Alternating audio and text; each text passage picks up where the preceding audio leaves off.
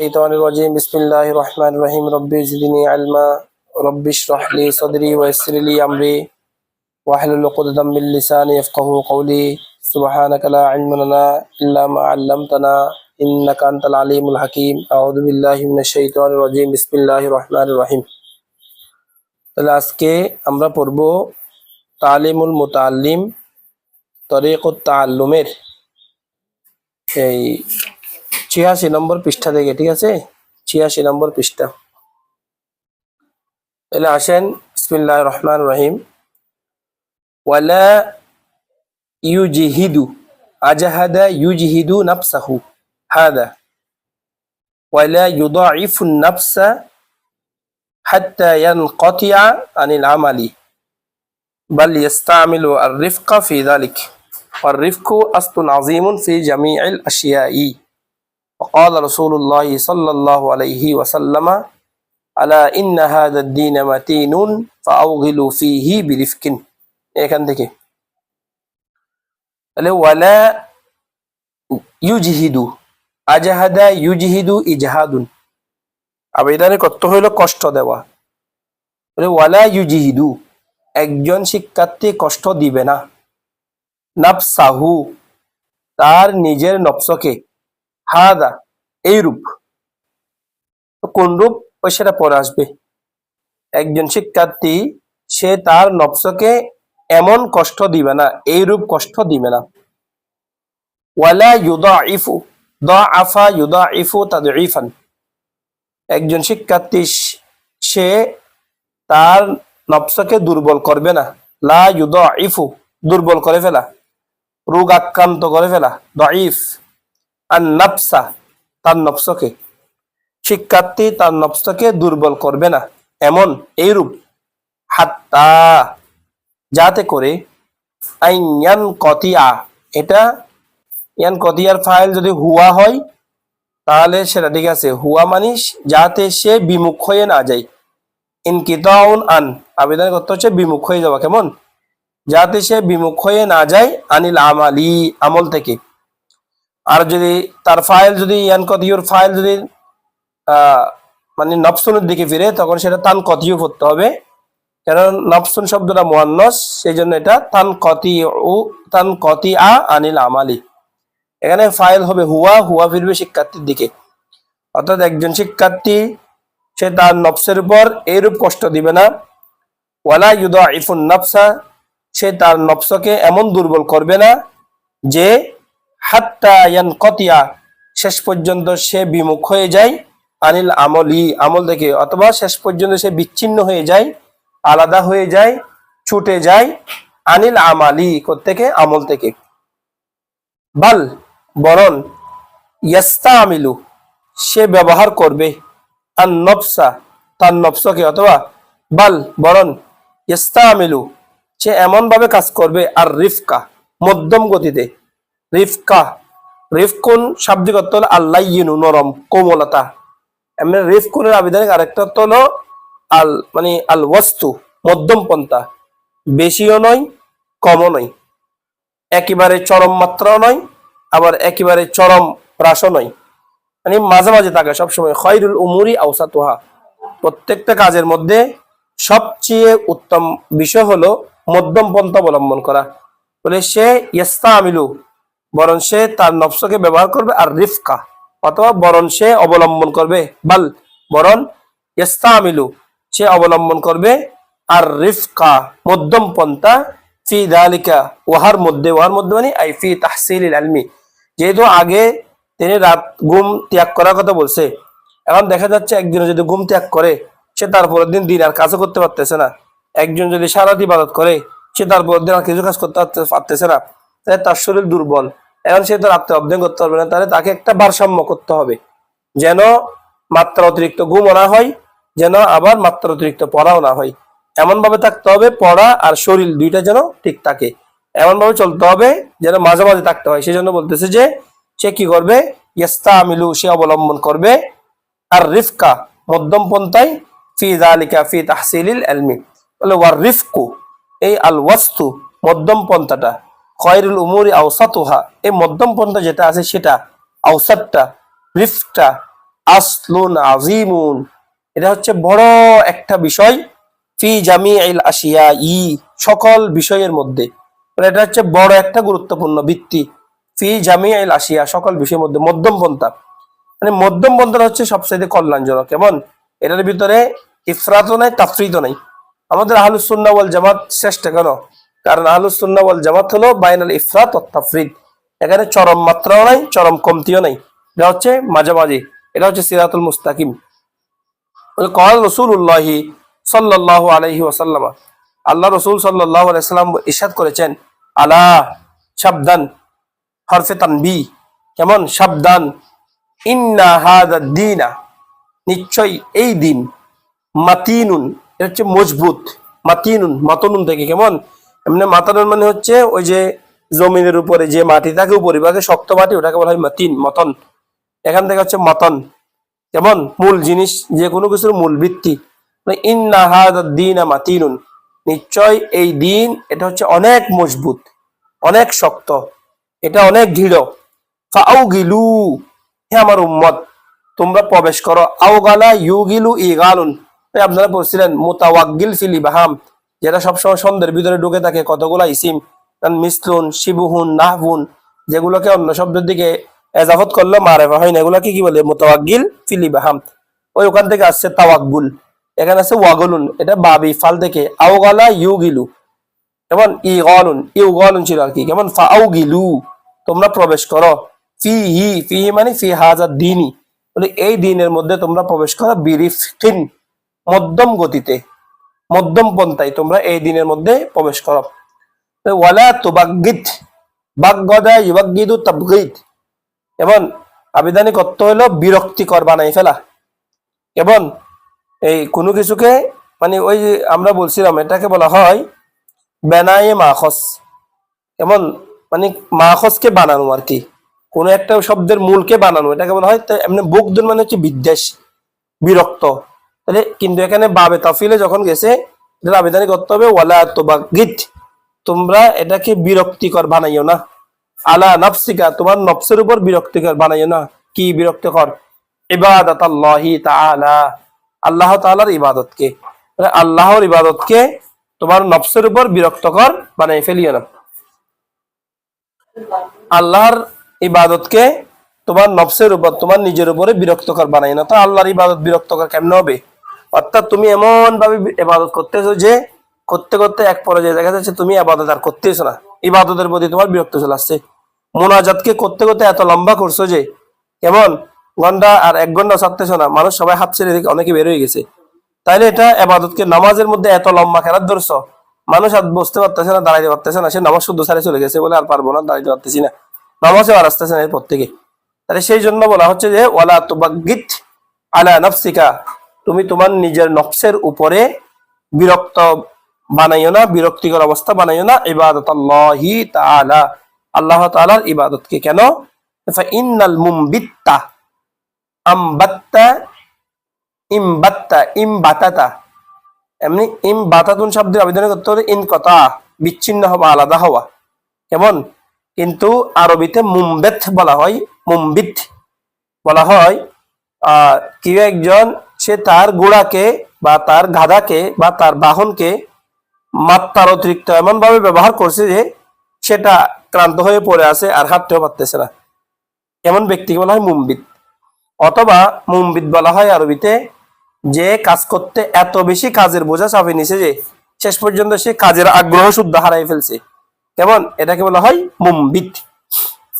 তো বলা হচ্ছে ফাইন্নাল মুমবাত্তা, কেননা একজন মুমবিত লা আরদন কতা ওয়ালা জাহরান আবাকা, বলে একজন মুমবিত যে মাত্র অতিরিক্ত কাজ করতে করতে এমন হয়ে গেছে কাজের আগ্রহ হারাই ফেলছে, সে এইরূপ হয়ে যায় যে লা ইয়াজিদু আরদন, সে আর পথেই পায় না, সে আর জমিনে পায় না, কতা, যে জমিনটা সে পার হবে, যে জমিনটা সে অতিক্রম করবে। এখানে কত বলে একত্র হচ্ছে অতিক্রম করা, একত্র হচ্ছে বিচ্ছিন্ন হওয়া, কেটে ফেলা।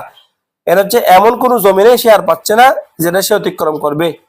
ওয়ালা জাহরান, এবং সে এমন কোন পিঠও পাচ্ছে না, পিঠ, এখানে পিঠের উদ্দেশ্য হবে জহর মানে হচ্ছে বাহন, সে এমনি জহর মানে পিঠ, তারপর বলছেন জুহুরুন, কেমন, কিন্তু এখানে আবেদন করতে হবে বাহন, বলে সে এমন কোনো বাহনও পাচ্ছে না আবক, যে বাহনের উপর সে অবশিষ্ট থাকবে, যে বসবে, সে জিরাবে, চলবে, হ্যাঁ, যে বাহনটা তার কাছে থাকবে সেরকম কোনো আর বাহনই পাচ্ছে না।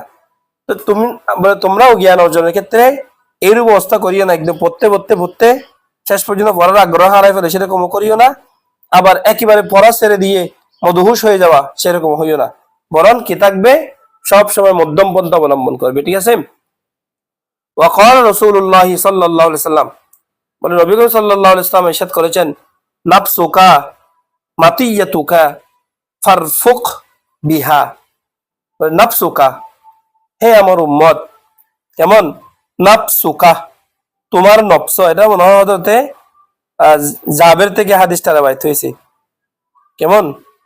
এই নাফসুকা মাতিয়াতুকা, বলে হে নফস, সরি, হযরত মুআজ রাদিয়াল্লাহু তাআলা আনহু থেকে রবায়াত, বলে ইয়া মুআজ, হে মুআজ, নাফসুকা, তোমার নফসকে, তোমার নফস, মাতিয়াতুকা, মাতিয়ান, এই শব্দটা মূল অক্ষর হচ্ছে মিম তোয়া ওয়াও, মাতউন। এটা মাতি উন ছিল, ওই যে খতি উনের মতো। খতি উন ওয়াও ইয়া যদি একসাথে হয়, প্রথমটা সাকিন হয়, ওয়াওকে ইয়া বানায় ফেলতে হয়, তাহলে খতি উন থেকে খতিয়ুন। ঠিক একইভাবে মাতি উন থেকে মাতিয়ুন, এবার ইয়াকে আর মধ্যম করে দিয়েছে মাতিয়ুন, ওই শেষে তা বৃদ্ধি করেছে মাতিয়াতুন। আবিধানিক অর্থ হলো বাহন, বাহন, কোনো কিছুর উপরে চড়া আর কি। বলে নাফসুকা মাতিয়াতুকা, তোমার নফস হলো তোমার বাহন। ফারফুক, তুমি মধ্যম পন্থা অবলম্বন করো, কোমল আচরণ করো, বিহা, তোমার নফসের সাথে। অর্থাৎ এটাকে মাত্রা অতিরিক্ত কি দিও না, কষ্ট দিও না। কারণ যখন এটার উপর তুমি মাত্রা অতিরিক্ত প্রেশার ক্রিয়েট করবে, জুলুম করবে, তখন এক পর্যায়ে দেখা যাবে যে সেটা বিগড়ে গেছে, সেটা শরীয়ত থেকে সরে গেছে, দিন থেকে সরে গেছে, এলম হাসিল থেকে সরে গেছে। তাহলে সেই জন্য মধ্যম পন্থা অবলম্বন করবে তোমরা। এগুলা তিনি যেহেতু আগে যে কবিতাগুলো বলছে সবগুলোতে তিনি রাত্রি জাগরণের প্রতি চরম মনোভাব পোষণ করছে। এখন চরম শিক্ষার্থীরা যদি এটাকে কি করে ফেলে, নিজেদের জন্য আবশ্যক করে ফেলে, সেই জন্য তিনি আবার এখানে এসে সতর্ক করে দিচ্ছে। কারণ ঘুমও মানুষের জন্য কি আছে, দরকার আছে। ঘুম না গেলে ওয়াজআলনা নাওমা সুবাতা বলছে না, আমি ঘুমকে বানিয়েছি তোমাদের জন্য কি স্বরূপ, শক্তিবর্ধক বিষয় স্বরূপ। সেই জন্য এটাও লাগবে, ঘুমও লাগবে। ওয়ালা বুদ্দা লিতালিবিল ইলমি, একজন তালেবে ইলমের জন্য লা বুদ্দা, প্রয়োজন। কি প্রয়োজন? ওই মিনে বর্ণনা দিচ্ছে, আল হিম্মাতিল আলিয়া, উঁচু আকাঙ্ক্ষা, ফিল ইলমি, ফিল ইলমি মানে আই ফি তাহসিলিল ইলমি, ইলম অর্জনের বিষয়ে একজন শিক্ষার্থীর সবসময় উঁচু আকাঙ্ক্ষা থাকা উচিত, উঁচু আশা থাকা উচিত। উঁচু আশা মানে অর্থাৎ আমি মিশর আল আজহারে পড়বো, আমি মদিনা ইউনিভার্সিটিতে পড়বো, আমি ইমাম মুহাম্মদের সব কিতাব মুখস্থ করব, আমি বুখারী শরীফ মুখস্থ করব, কেমন এরকম। মানে তার সবসময় বড় একটা আশা রাখা উচিত, মানে আমি বড় স্বপ্ন দেখবো, বড় বড় স্বপ্ন দেখা উচিত। কেন? ইন্নাল মারআ, কেননা নিশ্চয়, কেননা ইন্না নিশ্চয়, আল মারআ একজন ব্যক্তি, ইয়াতিরু সে উঠতে পারে, তরা ইয়াতিরু তয়রুন থেকে পাখি, কিন্তু আবেদনে করতে হবে সে উন্নতি করতে পারে, সে উপরের স্তর উঠতে পারে, বিহিম্মাতিহি তার স্বপ্নের মাধ্যমে। এটা লিখে, এটা নোট করিয়েন, এটা কেমন? ইন্নাল মারআ ইয়াতিরু বিহিম্মাতিহি কাত্তায়রু ইয়াতিরু বিজানাহাইহি, মানে যেমনি ভাবে একটা পাখি ইয়াতিরু সে উঠতে পারে, বিজানাহাইহি তার দুই ডানার মাধ্যমে। মানে পাখি যেরকম দুই ডানার মাধ্যমে উঠতে পারে, ঠিক একই ভাবে একজন ব্যক্তি তার স্বপ্নের মাধ্যমে, তার দৃঢ় সংকল্পের মাধ্যমে, তার ইচ্ছা শক্তির মাধ্যমে সে সামনের দিকে অগ্রসর হতে পারে। তরা ইয়াতিরু মানে হচ্ছে সামনের দিকে অগ্রসর হওয়া, অগ্রবর্তী হওয়া, উন্নতি হওয়া, তরক্কি হওয়া। বলে একজন ব্যক্তি সে হিম্মত নিয়ে তার স্বপ্নের কারণে উপর উঠতে পারে, ঠিক একই ভাবে কাত্তায়রু ইয়াতিরু বিজানাহাইহি, কাত্তায়রু যেমনি ভাবে একটা পাখি, ইয়াতিরু সে উঠতে পারে, বিজানাহাইহি তার দুই পাখা দিয়ে। জানাহুন এক বচন, তার বচন হচ্ছে জানাহাইনি। তারপরে এসে তিনি একটা কবির, কলা আবু তাইয়িব আল মুতানাব্বি, আব্বাসীয় কবি, ওনার একটা কবিতার নোট এখানে নোট করেছেন। বলতেছে, দেখো, আলা কদিরি আহলিল আসমি তাতি আল আজাইমু ওয়া তাতি আলা কদিরিল কিরামি আল মাকারিমু ওয়া তাযুমু ফি আইনিস সাগীরি সিগারুহা ওয়াতাজগুরু ফি আইনিল আজিমি আজাইমু। কত সুন্দর কবিতা, আহারে! এগুলা যদি মুখস্থ করে ফেলা যাইতো, মানে এই কবিতার লাইনগুলা কতই না সুন্দর হইতো যদি কবিতাগুলা মুখস্থ থাকতো আমাদের। বলতেছে আলা কদিরি আহলিল আসমি। আহলুল আজম হচ্ছে দৃঢ় সংকল্পবাদী, যে দৃঢ় সংকল্প করতে পারে, কোনো একটা কাজ করবে বললে সেটা সারবে না, এরকম যারা আছে আর কি। বলে আহাল আলা কদিরি, কদিরত্ব হচ্ছে পরিমাণে, আহলিল আজমি দৃঢ় সংকল্পকারী ব্যক্তির বা দৃঢ় আশাবাদী ব্যক্তির পরিমাণের উপর তাতি আসে আল আজাইমু কঠিন দৃঢ় আশাগুলো। আজায়েম এটা হচ্ছে আজিমতের জমা, মানে আজিমত রুখসাত শরীয়তের দুইটা মূল বিষয়। আজিমত হলো তাকওয়া আর রুখসাত হলো ফাতোয়া। যেমন নামাজ মানে কি করতে বলছে, আপনাকে জামাত সহকারে পড়তে বলছে, যতই যে কাজ থাকুক না কেন আপনি জামাতের সাথে নামাজ পড়ছেনই পড়ছেন। অসুস্থতা, বৃষ্টি, জ্বর, পানি, তুফান কিছুই আপনি কি করতেছেন না, মানতেছেন না। তাহলে এটা হলো আজিমত। আর বৃষ্টি পড়ছে, আপনি অথবা একটু অন্ধকার, আপনি মসজিদে যাচ্ছেন না, শরীয়ত বলতেছে নামাজ পড়লে হয়ে যাবে, কিন্তু জামাতের সব থেকে বঞ্চিত হবে, এটা হচ্ছে রুখসত। একটা হলো তাকওয়া, একটা হচ্ছে ফতোয়া। আজিমত মানে হচ্ছে আই আল ইরাদাতুল মুআক্কাদা, কঠিন সংকল্প। বলে একজন দৃঢ় সংকল্পকারীর পরিমাণের উপর ভিত্তি করে তার দৃঢ় সংকল্পগুলো বাস্তবায়িত হয়। তা আত্মীয়ত্ব এমন হচ্ছে আসে, আল আজাই মানে হচ্ছে দৃঢ় সংকল্পগুলো, কিন্তু আমরা এখানে অর্থ তুলবো তা আত্মীয়ত্ব বাস্তবায়ন হওয়া। বলে একজন দৃঢ় সংকল্পকারীর তার দৃঢ় সংকল্পের পরিমাণের উপরেই দৃঢ় সংকল্পগুলো বাস্তবায়ন হয়। ওয়াতাতি আলা কাদিরিল কিরামি আল মাকারিমু। বলে সম্মান, আল কারিম, কারিমত হচ্ছে দানশীল। বলে আলা কদিরিল কিরামি, কিরামুন এটা কারিমুনের জমা। কেমন? তো বলে কারিমুন, দেখেন দানশীলদের পরিমাণের উপর তাতি আসে আল মাকারিমু দানসমূহ। মাকারিম এটা মাকরমাতুনের জমা। আবেদন করতে হইলো ফাইলুল খাইর, ভালো কাজ। কেমন? অথবা এমন মাধ্যম যার দ্বারা ভালো কাজ করা যায়, কেমন, তাকে মাকারিম বলে। মাকরমাতুন, মাকারিম অথবা মিকরমাতুন তার জমা মাকারিম, ভালো কাজ করার মাধ্যম, সম্মানিত হওয়ার মাধ্যম।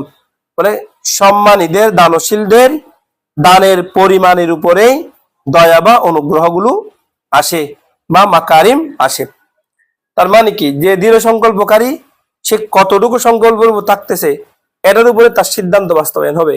ঠিক একজন দানশীল ব্যক্তি তিনি কতটুকু দেওয়ার জন্য নিয়ত করতেছেন এতটুকুর উপরে তার দানটা হবে, এর চেয়ে বেশিও হবে না, এর চেয়ে কমও হবে না।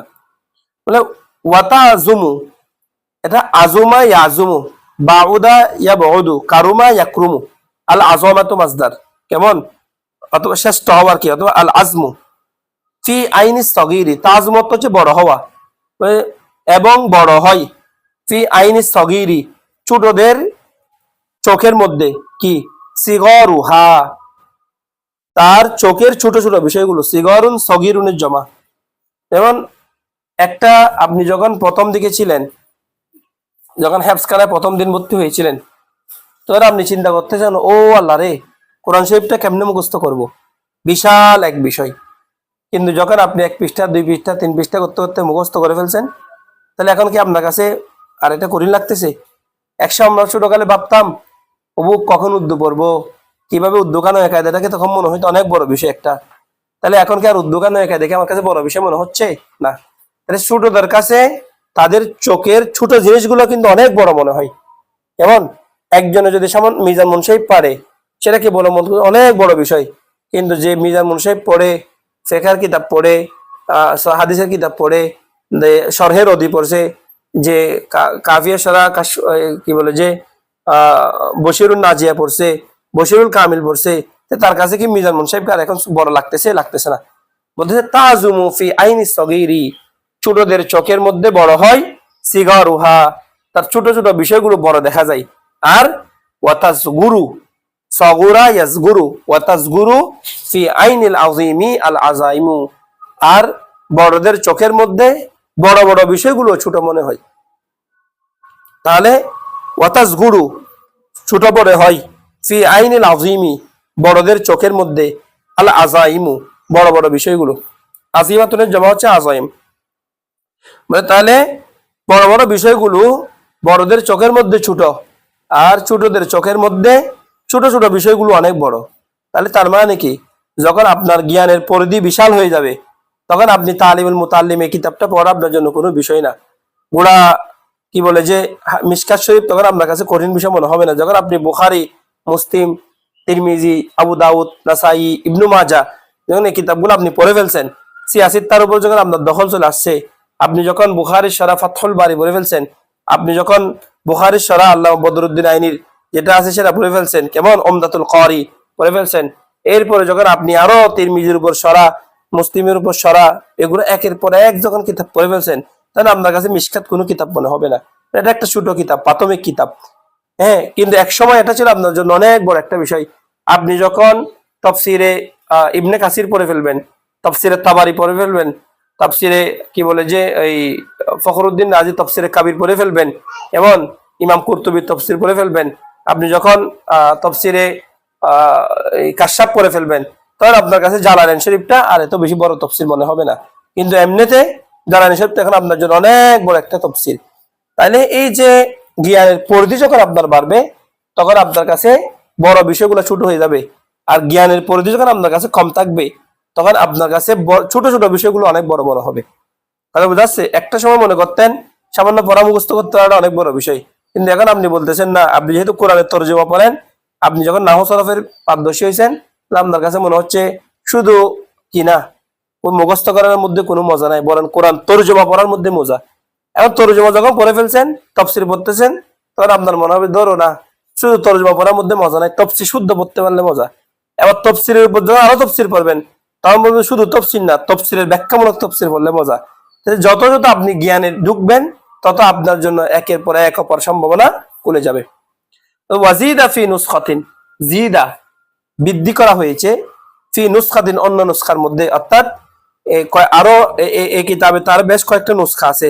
বলে এই এই এখানে যে লাইনগুলো, এখান থেকে কয়েকটা লাইন প্রায় শেষের 2-3টা কবিতা, এগুলা কতগুলো অন্য কতগুলো নুসখাতে নাই, কিন্তু এগুলা তিনি ওই বিভিন্ন নুসখা থেকে সংগ্রহ করে এখানে এনেছেন আর কি। সেই জন্য বলা হচ্ছে ওয়াজিদা ফি নুসখাতিন, অন্য অন্য নুসখার মধ্যে আরো কয়েকটা বয়াত কবিতার লাইন বৃদ্ধি করা হয়েছে। এক, যেমন সেটা হচ্ছে কি, আহরিস আলা কুল্লি ইলমিন তাবলুক আল কামালা ওয়ালা তাকিফ ইনদা ইলমিন ওয়াহিদিন কাসালা ফান্নাহলু নাখিলাতুন মিন কুল্লি ফাকিহাতিন ইয়াকা বিল হাক্কি হাদা শামউ ওয়াল আসালা। কত সুন্দর কথা বলতেছেন, বলে আহরিস, হে বৎস তুমি লোভ করো বেশি বেশি, কেমন, অথবা ইহরাস হারিসা ইয়াহরুসু, ইসমা তুমি লোভ করো, আগ্রহ রাখো, আলা কুল্লি ইলমিন প্রত্যেকটা ইলমের উপর, প্রত্যেকটা বিষয় জানার জন্য চেষ্টা করো। কেন? তাবে লুক যাতে তুমি পৌঁছতে পারো আল কামালা পরিপূর্ণতায়। কেমন? কামালার পরে যে আলিফটা আছে, আলিফটা হচ্ছে আলিফ ইসবা, যেমন ওই যে ছন্দ মিলের জন্য আলিফটা আছে, বলে যাতে তুমি পরিপূর্ণতায় পৌঁছতে পারো, সেই জন্য প্রত্যেকটি ইলম যখন যে বিদ্যা সামনে আসে, নাহু হইলে নাহু, সরফ হলে সরফ, বালাগত হলে বালাগত, মান্তিক হলে মান্তিক, ব্যাংকিং হলে ব্যাংকিং, কেমন যখন যে বই পাও, যখন যে বিষয় জানতে ইচ্ছা করে ভালো করে জেনে ফেলো। এমন প্রত্যেকটা বিষয় জানার জন্য তুমি আগ্রহ রাখো, কেন? যাতে তুমি পরিপূর্ণতায় পৌঁছতে পারো।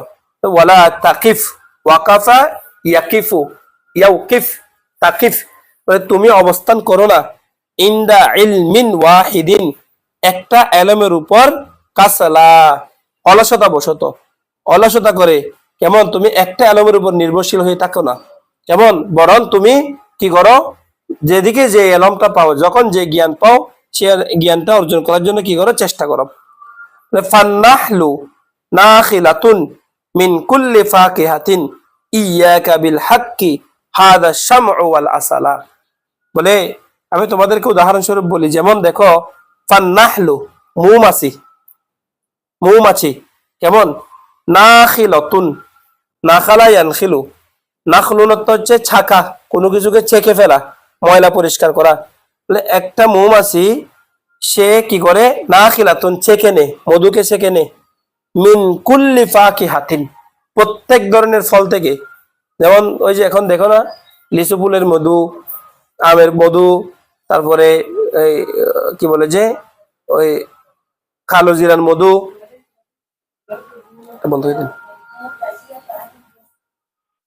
ফান্নাহনু নাখিলাতুন, বলে তোমরা তো মধু মৌচাক দেখেছো, মৌমাছি দেখেছো, বলে মৌমাছি কেমন? তো সেটা কি করে? ফান্নাহলু, মৌমাছি, নাখিলাতুন, সে মধুকে চেকে চেকে নেয়। প্রত্যেকে, মিন কুল্লি ফাকিহাতিন, প্রত্যেকটা ফল থেকে। তো প্রত্যেকের ফলের রসগুলো সে বেছে বেছে নেয়, নিয়ে এসে সেগুলাকে কি করে? একত্রিত করে। এখন একত্রিত করে এটা দিয়ে সে মৌচাক বানায়। মৌচাকের ভিতর আবার মধু জমা করে রাখে। আবার এই মধুটা মানুষের জন্য কি হয়? উপকার হয়, মানুষের জন্য শেফা হয়।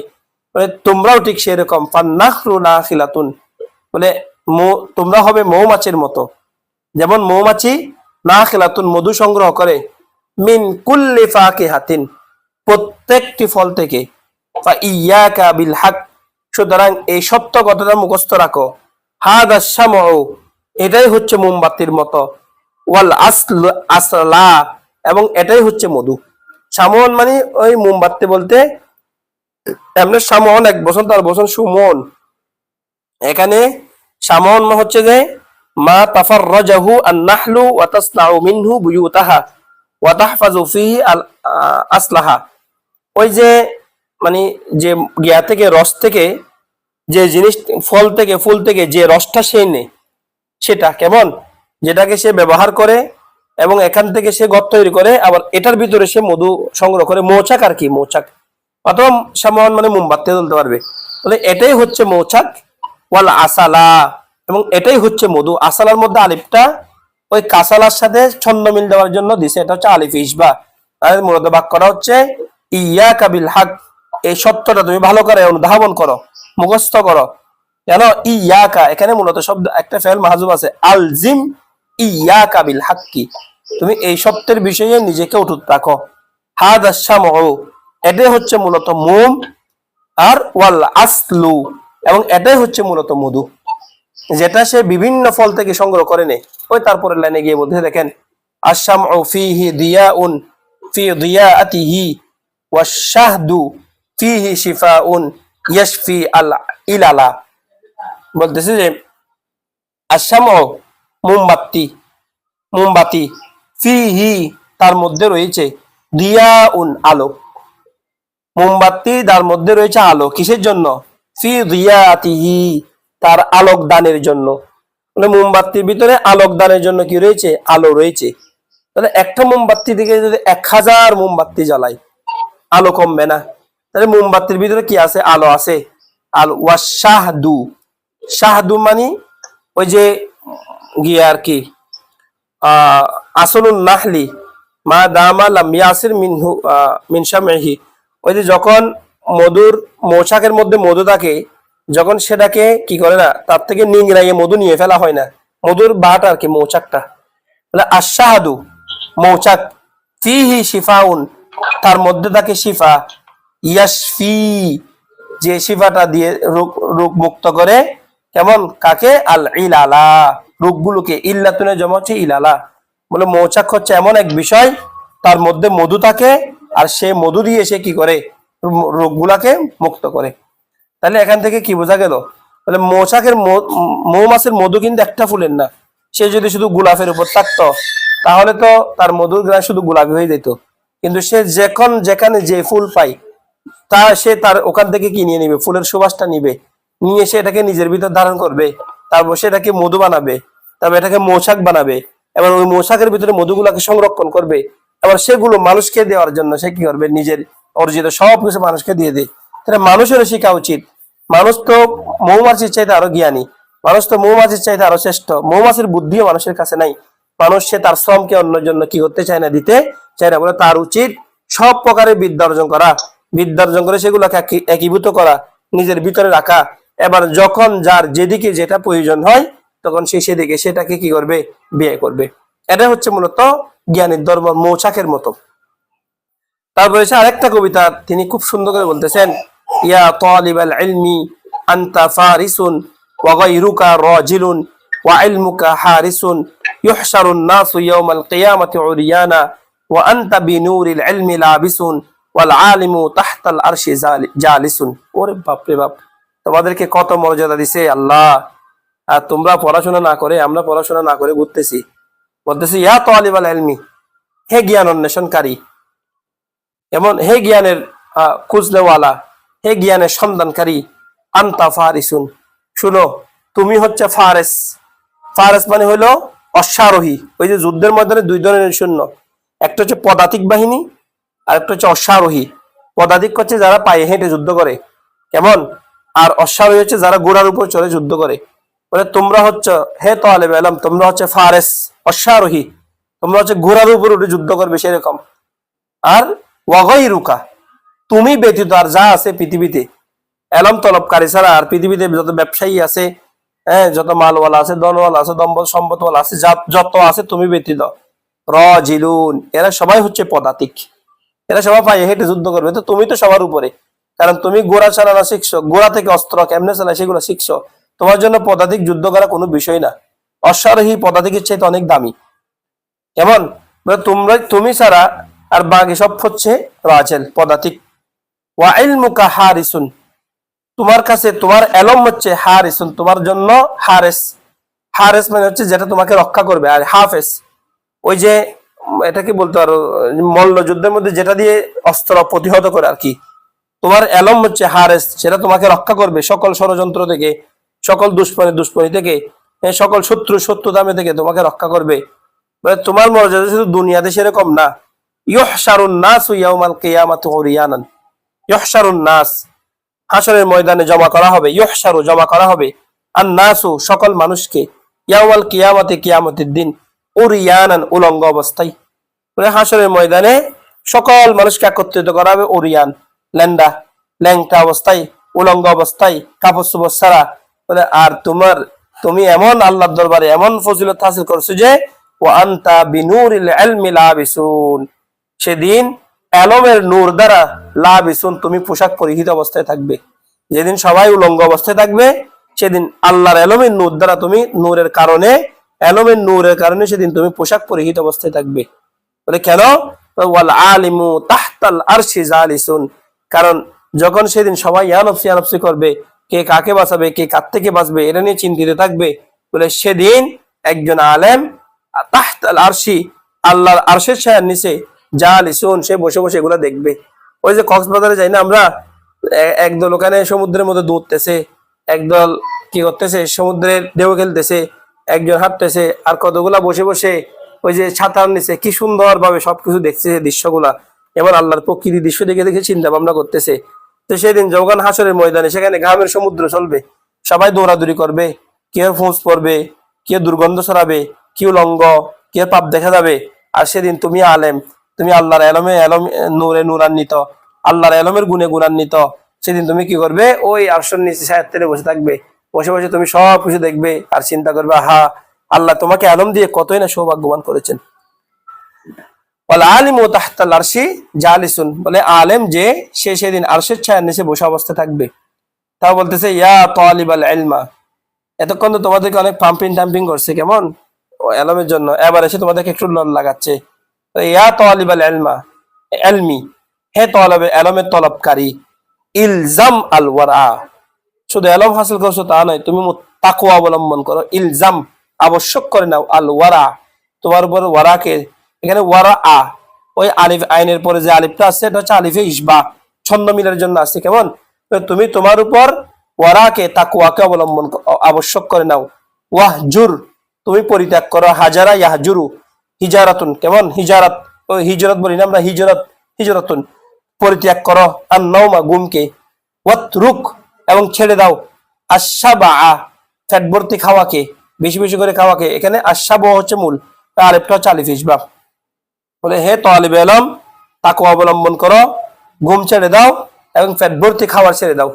এবং ইয়া তালিবাল ইলমি, হে তালিবে ইলম, ফাজাহাত বিল লাইলি ওয়ান নাহার, রাত দিন 24 ঘন্টা চেষ্টা করো, কষ্ট করো, ইলম হাসিলের জন্য চেষ্টা করো। কেন? ফাইন্না তাহসিল আল ইলমি, কারণ পৃথিবীতে জ্ঞানের অর্জন একমাত্র হয়ে থাকে বিল জুহুদি, জিহাদের মাধ্যমে। জুহুদের আবেদনের করতে দুনিয়া বিমুখতা, দুনিয়া ছেড়ে দেওয়ার মাধ্যমে। কষ্ট করার মাধ্যমে, ওয়াত তাকরারি, এবং বারবার পড়ার মাধ্যমে। ইয়া তালিবাল ইলমি ফাজহাদ বিল লাইলি ওয়ান নাহারি ফাইন্না তাহসিলাল ইলমি বিল জুহদি ওয়াত তাকরারি। হে তালিবে ইলম, তুমি রাত্রি দিন রাত জাগ্রত থেকে কি করো? জিহাদ করো, কষ্ট করো, ইলম শেখার জন্য চেষ্টা করো। কারণ পৃথিবীতে ইলমের অর্জন একমাত্র সম্ভব বিল জুহুদি, দুনিয়া বিমুখতা, ওয়াত তাকরারি, এবং বারবার পড়ার মাধ্যমে। তারপর এসে বলতেছেন ওয়া ইন্না লিকুল্লি শাইইন আফাতুন, পৃথিবীতে যতই বস্তু আছে, বলে ইন্না নিশ্চয়, লিকুল্লি শাইইন প্রত্যেকটি বস্তুর জন্য, আফাতান মুসিবত রয়েছে। আফাতান এটা ইসমিন না, ওই পরে চলে আসছে, খবরিন না, আগে চলে গেছে। বলে নিশ্চয় প্রত্যেকটা বস্তুর জন্য বিপদ রয়েছে, মুসিবত রয়েছে। আফাতান মুসিবাতুন, বিপদ কষ্ট রয়েছে।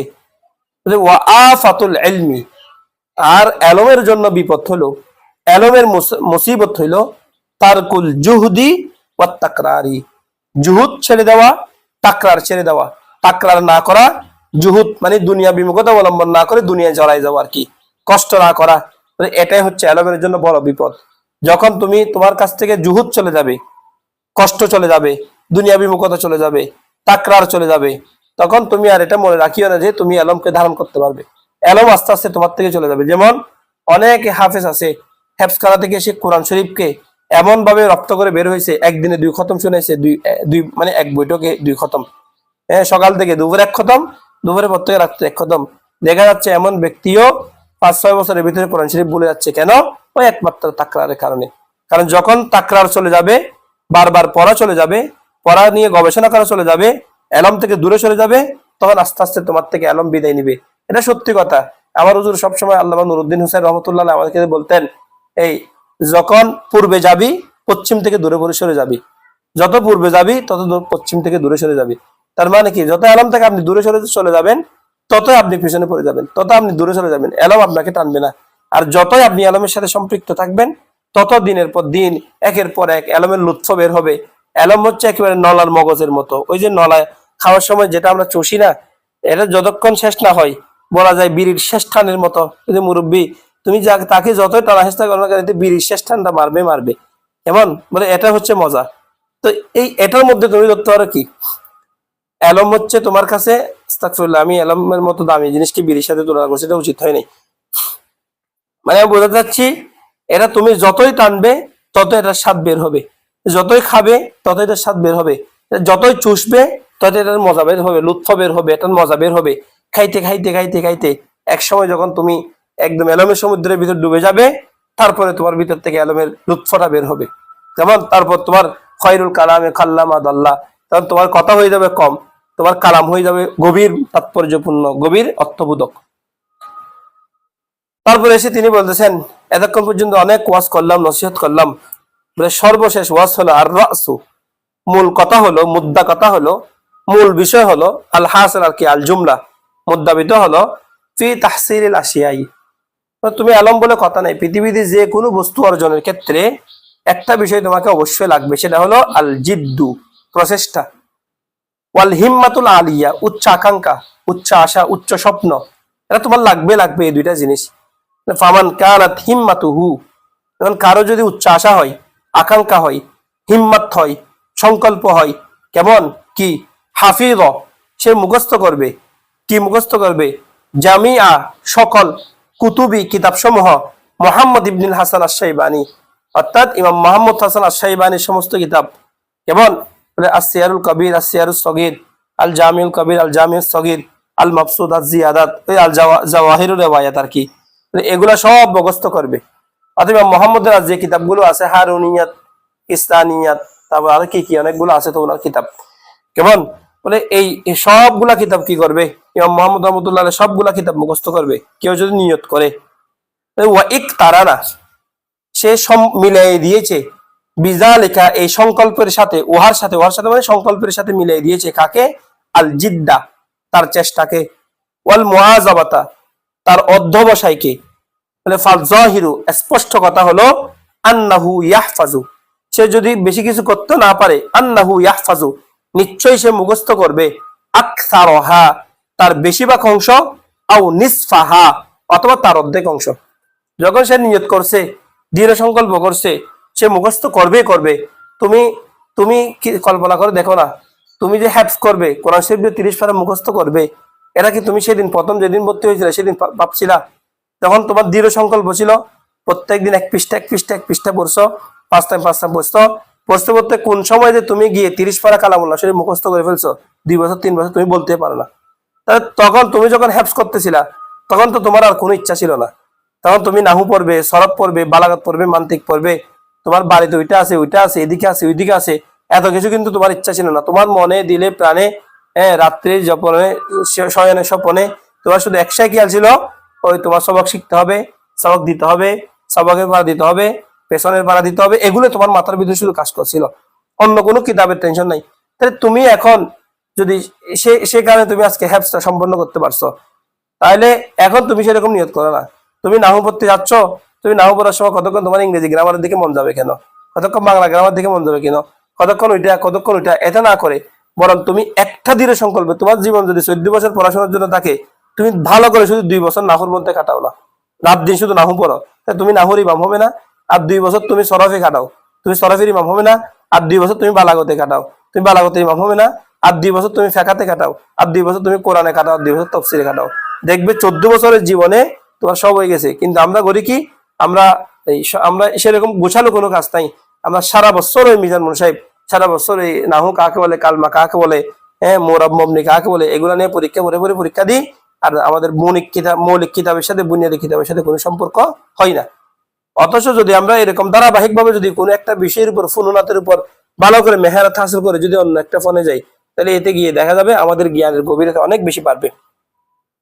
তো সেজন্য বলতেছে ফাযযাহিরু, মূল কথা হলো স্পষ্ট বিষয়, আন্নাহু ইয়াহফাজু আকসারাহা মানে হার মারজা হচ্ছে ওই যে কুতুবি মুহাম্মাদিন, ইমাম মুহাম্মদের কিতাবগুলা, সে তার বেশিরভাগ কিতাব অংশ মুখস্থ করবে, আও নিসফাহা অথবা অর্ধেক কিতাব মুখস্থ করবে। ফাআম্মা অতঃপর ইযা কানাত লাহু হিম্মাতুন আলিয়াতুন, একজনের দৃঢ় সংকল্প আছে, এতে শুধু সারাদিন কল্পনা করতেছে আমি কোরআন শরীফ মুখস্থ করবো, আমি হাফেজে কোরআন হবো, আমি হাফেজে বুখারী হবো, কিন্তু বুখারী শরীফ কোনোদিন ভালো করে ধরেও দেখে নাই। কেমন সে বলতেছে আমি ইমাম মুহাম্মদের কিতাব পড়বো, কিন্তু ইমাম মুহাম্মদের কিতাব কোথায় আছে সে জানেও না, খবর রাখে নাই। ইযা কানাত লাহু হিম্মাতুন আলিয়া, তার উচ্চ আকাঙ্ক্ষা আছে, উচ্চ আশা আছে, স্বপ্ন আছে, ওয়ালাম ইয়াকুন কিন্তু নাই, কি নাই, লাহু তার জিদ্দুন চেষ্টা নাই, আও কানা লাহু জিদ্দুন অথবা তার জিদ আছে, চেষ্টা করতেছে ঠিক আছে, ওয়ালাম তাকুন লাহু হিম্মাতুন আলিয়া কিন্তু তার কাছে উচ্চ স্বপ্ন নাই, ওয়ালাম তাকুন তার নাই, লাম তাকুন নাই, লাহু তার জন্য, হিম্মাতুন আলিয়াতুন উচ্চ স্বপ্ন নাই, উচ্চ আশা নাই, কি করবে সেটা স্বপ্ন নাই, এমনি করতেছে, সবাই কিতাব পড়তেছে সেই জন্য সে পড়তেছে, কিন্তু কিতাব কেন পড়তেছে, কি জন্য পড়তেছে সে সম্পর্কে কিছু জানে না। এরকম ব্যক্তি যদি হয়, ফালা ইয়াহসুলু লাহু, সে তার জন্য অর্জন করতে পারবে না, আল ইলমা এলমকে, অর্থাৎ সে জ্ঞান অর্জন করতে পারবে না, ইল্লা তবে পারতে পারে, আল কলিলা সামান্য, সে জ্ঞানের গভীরতা হাসিল করতে পারবে না।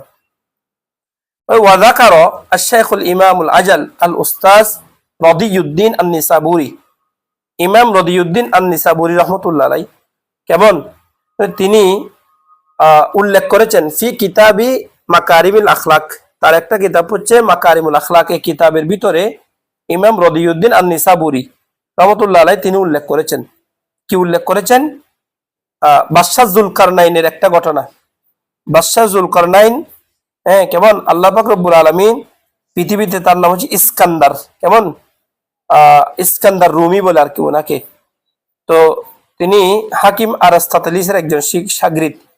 ওনার বিষয়ে অনেক কথা আছে, এমনি ওনার জন্ম কে বলছে 330 খ্রিস্টপূর্বাব্দে, কেমন যাক অনেক বিভিন্ন রেওয়ায়েত আছে, এগুলো ঐতিহাসিক বিষয়। ওই যে যিনি মাসটিক এবং মগরিব, অর্থাৎ তিনি সারা দুই ঘুরেছেন, 2 মাসটিক, কোরআন শরীফের মধ্যে আছে না, মাসটিকাইনি ওয়াল মাগরিবাইন, রব্বুল মাসটিকাইনি ওয়াল মাগরিবাইন, 2 মাসটিক মানে 2 পূরব, 2 মাগরিব মানে 2 পশ্চিম, অর্থাৎ এক পূর্ব থেকে এক পশ্চিম, তারপর আবার পূর্ব থেকে আবার পশ্চিম। তিনি এই 2 পূর্ব 2 পশ্চিম ভ্রমণ করেছেন, তার মানে গোটা পৃথিবীতে তিনি ভ্রমণ করেছেন বাদশাহ যুলকারনাইন আলাইহিস সালাম।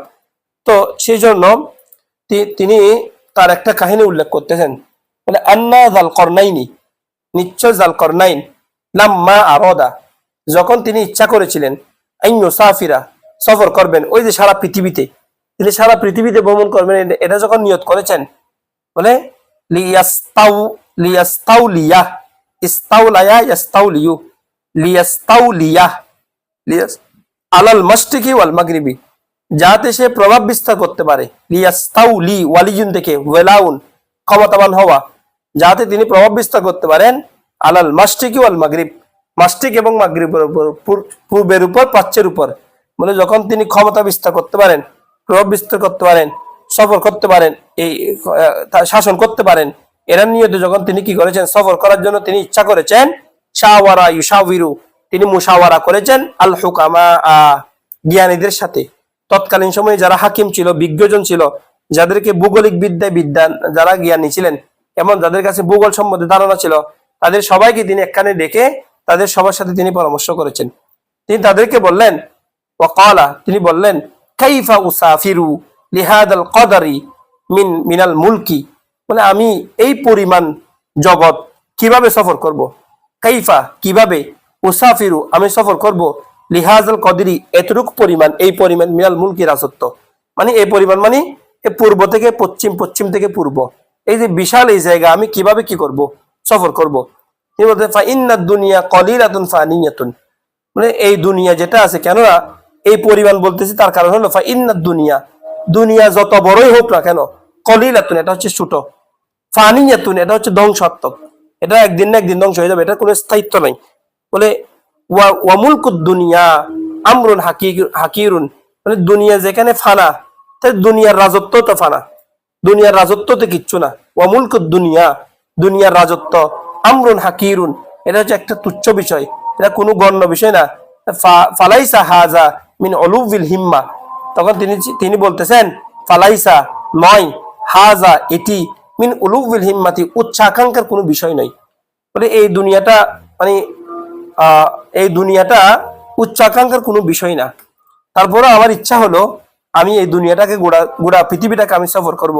তো তারা পরামর্শ দিল, বলে কল আল ফাকাল আল হুকামা, ও হাকিমরা পরামর্শ দিলেন, সাফির, হে বাদশাহ মহোদয়, আপনি ভ্রমণ করুন। মুসাফার, সাফির, সাফারা ইউসাফিরু, বাবে মুফালা, কাতালা ইউকাতিলু, সাফারা ইউসাফিরু মুসাফারাতান, এখান থেকে আসছে মুসাফির, সাফির, আপনি ভ্রমণ করুন। লিয়াহসুলা লাকা, যাতে আপনার নিকট অর্জিত হয়, মুলকুদ দুনিয়া, দুনিয়ার রাজত্ব, ওয়াল আখিরাতি, এবং আখিরাতের রাজত্ব।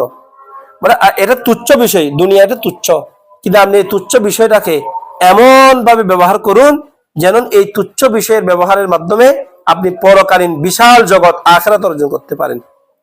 ফাকালা, যখন এই কথাটা তার সামনে বলা হলো, ফাকালা যুলকারনাইন, যুলকারনাইন বললেন, হাজ আহসান, এটা অনেক সুন্দর একটা কথা বলছো তোমরা, যে ঠিক আছে, তো দুনিয়া ছোট, ঠিক আছে, দুনিয়া কলিল, ঠিক আছে, দুনিয়া তুচ্ছ, ঠিক আছে, এই তুচ্ছ বিষয়ের মাধ্যমে আখিরাত অর্জন করার বিষয়টা আমার কাছে পছন্দ হয়েছে।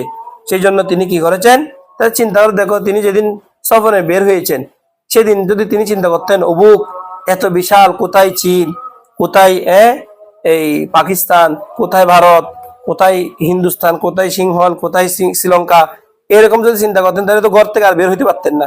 কিন্তু যখন তিনি বের হয়ে গেছেন, যখন তিনি সংকল্প করে ফেলছেন, সংকল্প অনুযায়ী হিম্মত করছেন, চেষ্টা করছেন, ইবনে বুতুতা কোথায়, মাগরিব থেকে, মরক্কো থেকে এই বাংলার জমিনে হাঁটছেন, উপমহাদেশে হাঁটছেন। তখন কোনো গাড়ি ছিল না, আজকে গাড়ি আছে, বিমান আছে, পাইলট আছে, সব আছে, ট্রেন আছে।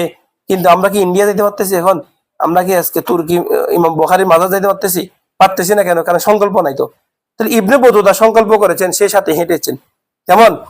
তো এরকম ঠিক একইভাবে আরো বড় বড় যারা তারিখিন ছিলেন, যেমন তারিখে ইবনে খালদুন, এমন তো ওনার ভূমিকা যেটা আছে মুকদ্দমা তারিখ ইবনে খালদুনে প্রায় 2000 পৃষ্ঠা। একটা ভূমিকা কিতাব তো বহুত দূরের কথা, কিতাবের ভূমিকা হচ্ছে 2000 পৃষ্ঠা, মুকদ্দমা ইবনে খালদুন যেটা আছে সেটা। তাই তুমি চিন্তা করে দেখে তারা কেমনে পারছে, আমি 2000 পৃষ্ঠা পড়তে পারতেছি না, তিনি 2000 পৃষ্ঠা লিখছে কেমনে? ইমাম ইবনু জারির আত-তাবারি তিনি কত 3,58,000 পৃষ্ঠা লিখছিলেন। 3,58,000 পৃষ্ঠা চিন্তা করে দেখো না কেমনে সম্ভব। আলা হযরত রহমাতুল্লাহ আলাইহি তিনি কত ফতোয়া রাসবিয়া লিখছেন 22,077 পৃষ্ঠা। এরকম করে করে তুমি আরো বড় বড় দেখো, যেমন ইয়াহইয়া ইবনে মাইন, ইয়াহইয়া ইবনে মাইন হচ্ছে প্রায় 10 লক্ষ হাদিস তিনি হাতে লিখেছিলেন। ইয়াহইয়া ইবনে মাইন 10 লক্ষ হাদিস, তাহলে কল্পনা করে দেখো কেমনে সম্ভব। যখন তারা হিম্মত করেছে, চেষ্টা করছে, কাজটা যখন শুরু করছে, এটার উপর যখন লেগেছিল, আল্লাহ তখন তাদের জন্য কাজটা কি করে দিয়েছেন, সহজ করে দিয়েছেন। ওই যে বলে, মান সালাকা তরিকান ইলতামিসু ফিহি ইলমান সাহালাল্লাহু তারিকান ইলাল জান্নাহ। যে ব্যক্তি এলম রাস্তা অর্জনের রাস্তা কি হয়ে গেছে, বের হয়ে গেছে, আল্লাহ তখন তার জন্য জান্নাতের রাস্তা কি করে দিয়েছেন, সহজ করে দিয়েছেন। তাহলে এটা কি, এটা হচ্ছে আল্লাহর দয়া। যখন তুমি নেমে যাবে, দৃঢ় সংকল্প নিয়ে মনের ভিতর ঢুকবে, এটা করতেই হবে আমাকে, আমি আমার জীবন থেকে তোমরা মনে করো এখন নিজেকে নষ্ট করতে পারো। তোমরা যদি নাহুসরফ না বুঝো, তোমাদের নিজেদেরকে নিজেরা মাফ করতে পারবে না। 4 বছর নাহুসরফ পড়লাম, আমরা নাহুসরফ বুঝতেছি না, তাহলে এটা তো অনেক বড় দুঃখ। কেমন তুমি অনেকে 8 বছর হাফকার পড়ছে, কোরআন শরীফটা ইয়াদ করে বের হতে পারে নাই, এটা তার জীবনে একটা বড় দুঃখ না। 8 বছর যেগুলো নষ্ট করেছে সেগুলো জবাবদিহিতা কে কি করবে? তো সেই জন্য যে কাজটা ধরবে সেটা করতেই হবে, এটা সারাসারি নেই। কেমন? তো সাফির তাকে হুকামার পরামর্শ দিলেন, আপনি ভ্রমণ করুন, লিয়াহসুল লাকা, যাতে আপনার নিকট অর্জিত হয় মুলকুদ দুনিয়া ওয়াল আখিরা, দুনিয়া এবং আখিরাত দুনো জাহানের রাজত্ব। ফাকালা, তখন তিনি বললেন, হাযা আহসান, এটা অনেক সুন্দর একটা কথা, এটা দামি কথা। ওয়াকাল রাসূলুল্লাহ সাল্লাল্লাহু আলাইহি ওয়াসাল্লাম, আর নবী করিম সাল্লাল্লাহু আলাইহি ওয়াসাল্লাম ইরশাদ করেছেন যে, ইন্নাল্লাহ তাআলা ইউহিব্বু মাআলি আল উমুরা ওয়া ইয়াকরাহু সাফসাফাহা। সাফসাফাহা মানে নবী ইসলাম ইরশাদ করেছেন, এটা তারা বলেন না, তাদের কথা ওখানে শেষ। এটা আরেকটা কথা বুরহানুদ্দিন জারনুজি রাহমাতুল্লাহ নোট করতেছেন। নবী করিম সাল্লাল্লাহু আলাইহি ওয়াসাল্লাম ইরশাদ করেছেন, ইন্নাল্লাহ তাআলা, নিশ্চয় আল্লাহ তাআলা, ইউহিব্বু পছন্দ করেন, ভালোবাসেন, মাআলি আল উমুর, যে কোনো বিষয়ের মধ্যে উঁচু বিষয়টাকে, যে কোনো কাজের মধ্যে শ্রেষ্ঠ বিষয়টাকে আল্লাহ তাআলা ভালোবাসেন। ওয়া ইয়াকরাহু, এবং তিনি অপছন্দ করেন সাফসাফাহা। সাফসাফ এটা হচ্ছে এক বচন, আর রদিউ আল হাকিরু তার জমা হচ্ছে সাফাসিব। কেমন? সাফাসিব, যে কোনো কিছুর মধ্যে তুচ্ছ বিষয়, যেটা যেটা নগণ্য, বলে এই তুচ্ছ বিষয়কে আল্লাহ তাআলা গিয়ে অপছন্দ করেন। তাহলে আল্লাহ তাআলা মাআলিউল উমুরকে ভালোবাসেন। তাহলে এলম অর্জনের ক্ষেত্রে যদি তোমার দৃঢ় সংকল্প যখন হবে, তোমার মানে আমি শিখবই, আমি করবই, আমি পারবই, এটা যখন হবে, এটার সাথে যখন হিম্মত যুক্ত হবে, তখন আল্লাহ তোমাকে ভালোবাসেন। যেহেতু লানাহদিয়ান্নাহুম সুবুলানা, তখন আল্লাহ তোমার জন্য বিভিন্ন পথকে উন্মুক্ত করে দিবেন। আর যখন তুমি বেছে নিচ্ছ সবসময় তুচ্ছ বিষয়টাকে, ধরুন আমার পক্ষে সম্ভব না, ধরুন আমি পারবো না, ধরুন ওরা পারছে, আমার দ্বারা এগুলো হবে না, ধরুন আমি করবো না, থাকবে, না করলে কি হয়েছে, আমি একজন, না শিখলে কি হয়েছে, না করলে কি হয়েছে, যখন তোমার মনের ভিতরে এগুলো থাকবে, তখন ইয়াকরাহু, আল্লাহ তাআলা তোমাকে অপছন্দ করেন। অপছন্দ করলে তো তোমার ওই কাজ কোনোদিন সফল হবে না। সেই জন্য সবসময় কাজের ভিতরে কি রাখতে হবে, দৃঢ় সংকল্প রাখতে হবে, এবং কাজে নামলে সেটাকে বাস্তবায়ন করেই ছাড়তে হবে। আল্লাহ তাআলা আমাদেরকে তৌফিক দান করুক, আমিন। ওয়া মা তৌফিক ইল্লা বিল্লাহ। আসসালামু আলাইকুম ওয়া রাহমাতুল্লাহ।